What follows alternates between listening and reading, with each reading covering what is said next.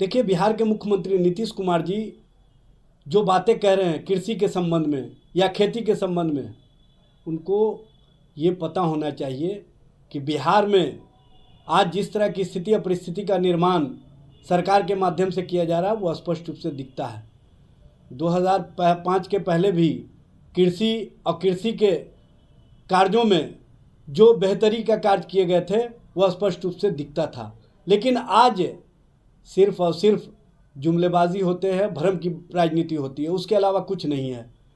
जिस तरह से लगातार सरकार के अक्षमता का प्रमाण मिल रहा है, नीति आयोग की रिपोर्ट से ही स्पष्ट होता है कि बिहार कृषि के क्षेत्र में, स्वास्थ्य के क्षेत्र में, शिक्षा के क्षेत्र में और सभी इंफ्रास्ट्रक्चर के क्षेत्र में विकास के पैमाने पर फिसड्डी राज्य साबित हुआ है। और फिसड्डी राज्य बनाने में डबल इंजन सरकार की भूमिका है। नीतीश जी, आप 2005 से 2024 तक लगातार मुख्यमंत्री हैं। आपने बिहार के विकास को किस तरह से आगे बढ़ाया है, कृषि के क्षेत्र में बिहार को किस तरह से आगे बढ़ाया है, ये नीति आयोग की रिपोर्ट ही स्पष्ट प्रमाण देता है।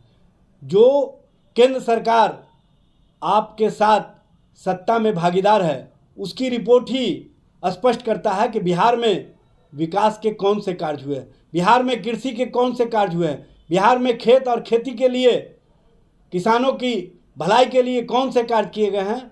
ये अब तक नीति आयोग ने स्पष्ट नहीं किया। नीति आयोग की रिपोर्ट से ही स्पष्ट होता है कि बिहार की वर्तमान सरकार किस तरह से कार्य कर रही है। बिहार में जो आपके नेतृत्व में सरकार चल रही है, ये सिर्फ जुमलाबाजी, भरम और धर्म की राजनीति करती है और लोगों के बीच परसेप्शन की राजनीति खड़ा करने के लिए 2005 का अनर्गल प्रलाप कहीं ना कहीं किया जाता है। इस तरह के अनर्गल प्रलाप को नीति आयोग की रिपोर्ट से भी स्पष्ट हो जाता है कि बिहार आज कहाँ खड़ा है।